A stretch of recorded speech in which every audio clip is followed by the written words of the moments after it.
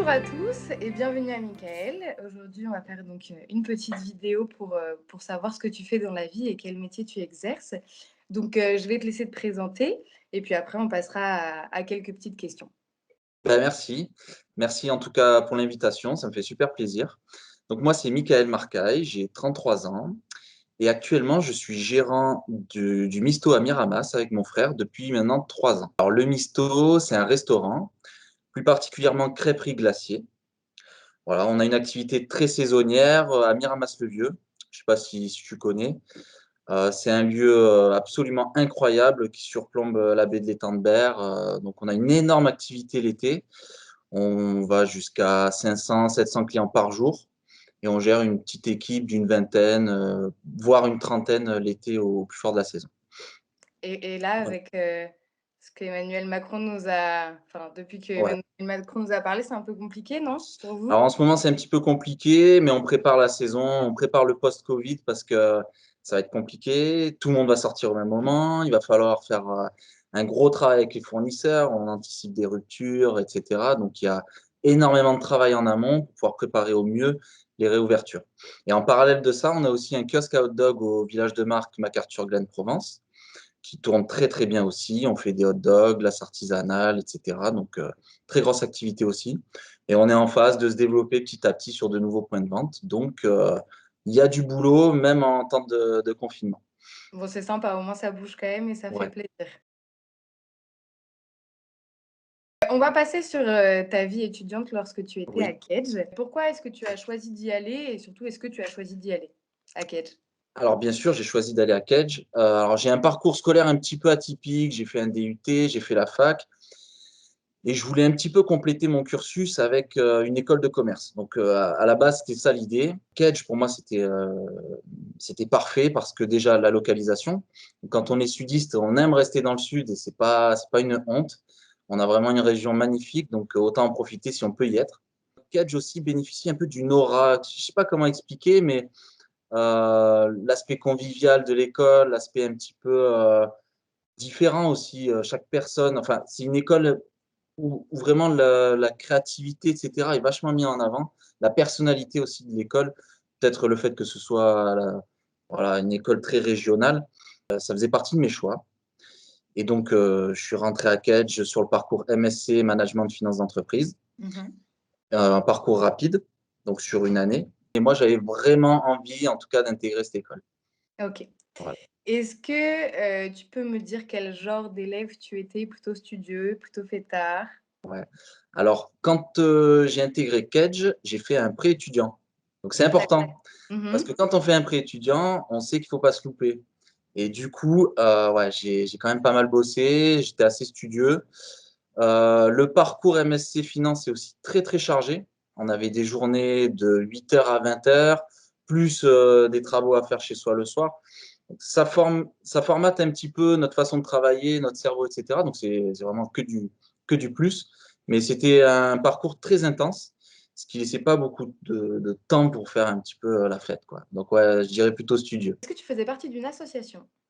Non, alors Heu, pour un peu les mêmes raisons, par rapport au timing, parce que quand vous faites ce parcours-là, qui est très chargé, très intense, il n'y a pas beaucoup de temps en fait. Vraiment, le choix en plus de la dernière année, on est en recherche de stage de fin d'études, etc. Moi personnellement, j'avais pas beaucoup de temps pour faire ça. OK. Je me suis consacré un maximum aux études. Est-ce que tu as une petite anecdote à nous raconter, sur ton année, quand tu étais à Kedge?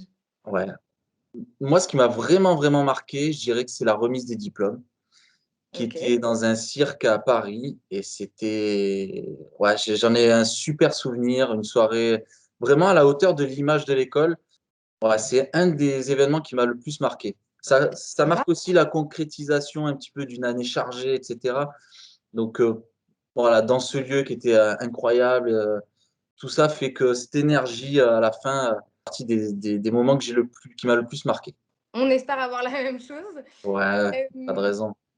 Est-ce que tu as pu réaliser des stages ou du coup, vu que c'était vraiment un an, ça a été intense pendant ces un an-là?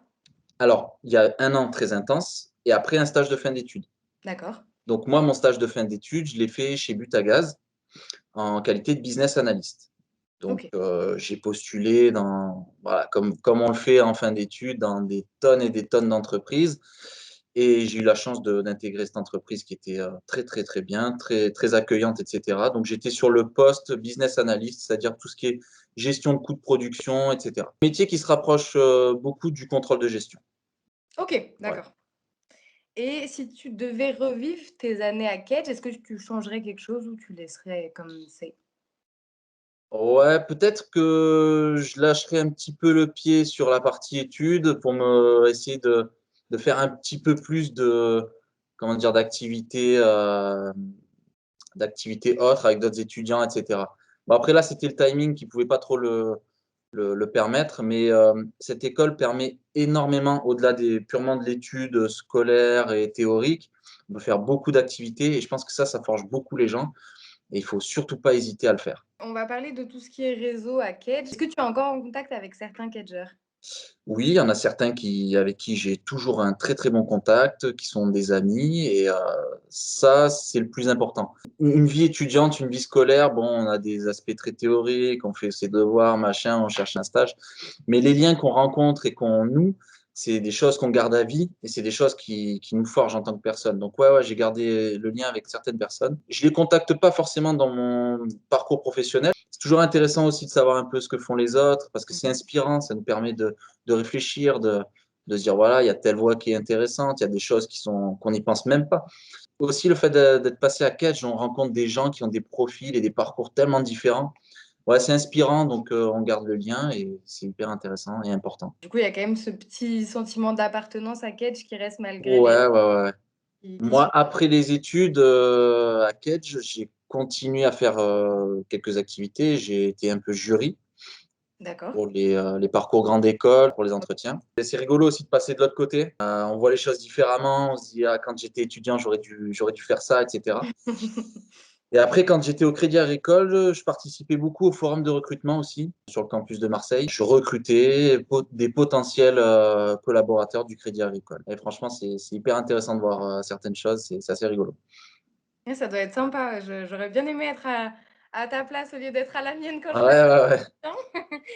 Est-ce que tu as déjà, bah, du coup, j'imagine que non parce que tu as répondu tout à l'heure, mais pensé à travailler avec un Kedger ou monter quelque chose avec, un ancien de Kedge?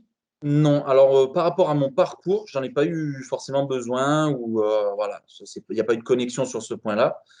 Je pense que j'aurais eu l'opportunité ou autre, je l'aurais fait sans problème.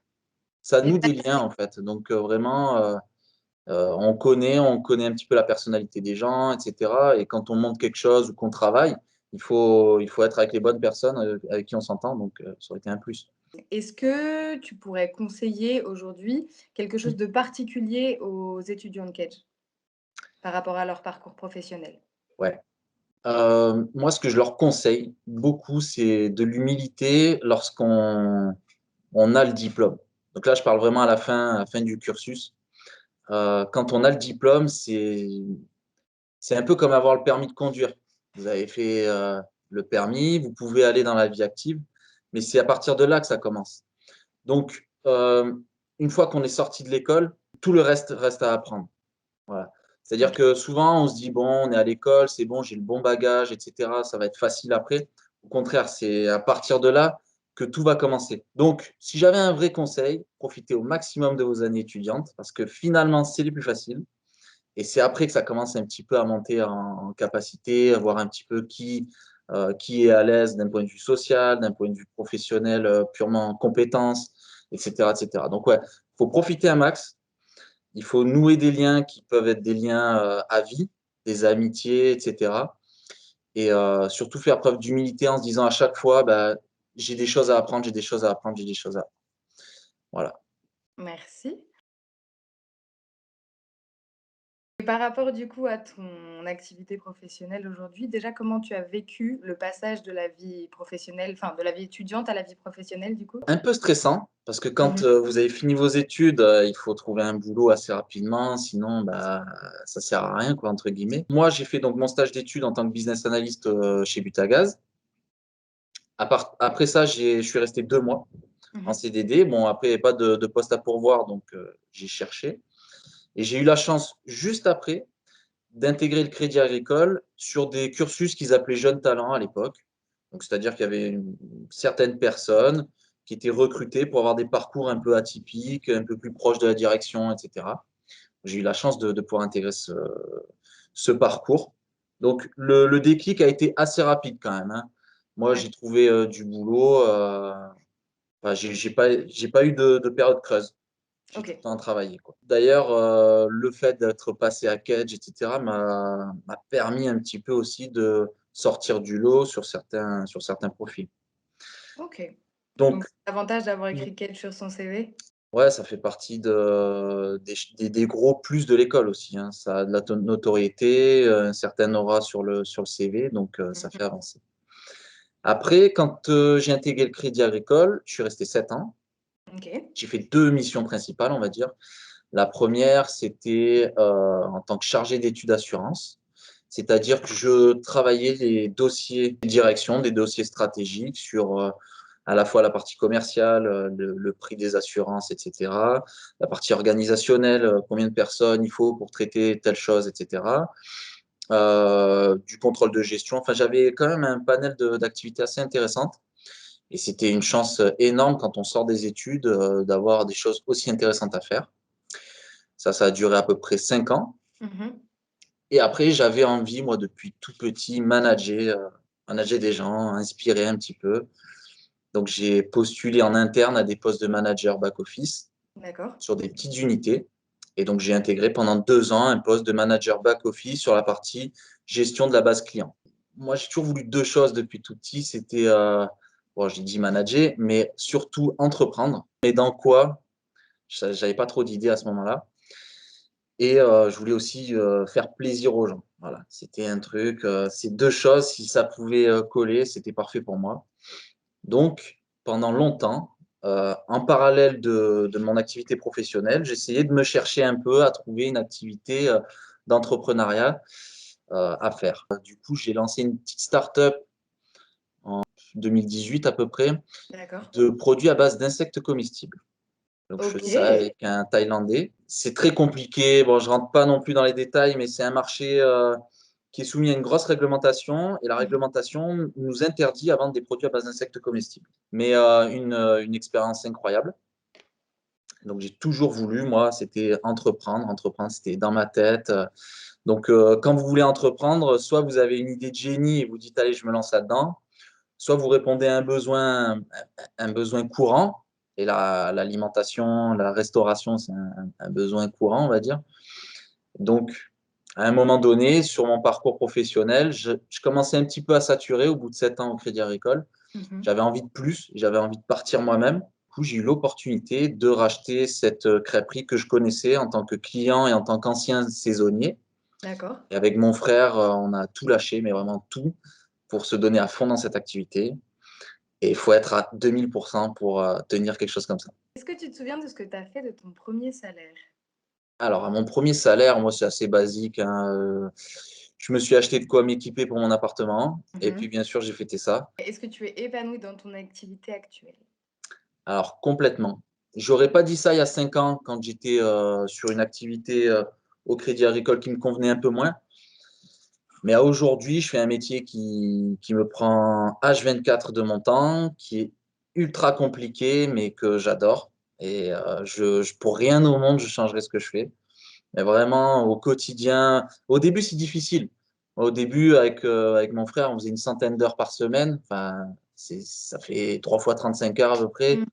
On travaille comme des gros malades.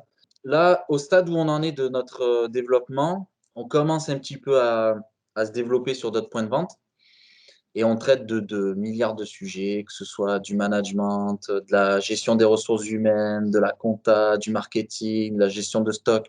Enfin, c'est un métier qui est tellement riche, tous les jours c'est différent.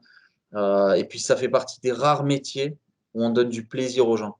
Moi, tous les jours, je fais ce qu'on fait, c'est une mission, quoi. Notre mission, c'est de donner le sourire aux gens dès qu'ils viennent dans notre établissement. Voilà, c'est un métier qui, franchement, vaut vraiment le coup, qui demande beaucoup de rigueur. Et de plus en plus, ce métier de la restauration, c'est beaucoup plus que juste faire de la cuisine. Alors, petite anecdote, j'aime pas faire la cuisine. Mais Mais tout ce qui est à côté, rendre le moment inoubliable pour les clients, c'est que c'est un vrai boulot à temps plein et H24. Donc ouais, je suis très, très épanoui sur mon métier. En tout cas, on vous en remercie parce que nous aussi, on aime bien venir chez vous pour repartir avec le sourire et le ventre plein. Ça fait plaisir. Ah bah, c'est On gentil, espère merci. pouvoir revenir bientôt. On espère, ouais.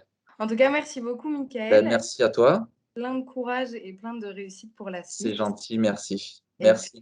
une bonne journée. Allez, à bientôt, merci. À bientôt. Au Merci revoir. beaucoup.